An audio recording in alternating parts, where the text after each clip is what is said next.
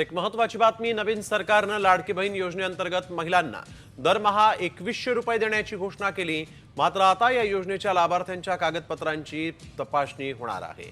आता केवळ पात्र लाभार्थी महिलांनाच पैसे मिळतील याची खात्री करण्यावर नव्या सरकारचा भर असेल। या योजनेच्या प्रत्येक लाभार्थी महिलेची पडताळणी होणार आहे, जेणेकरून अपात्र लाभार्थ्यांची नावे हटवली जातील।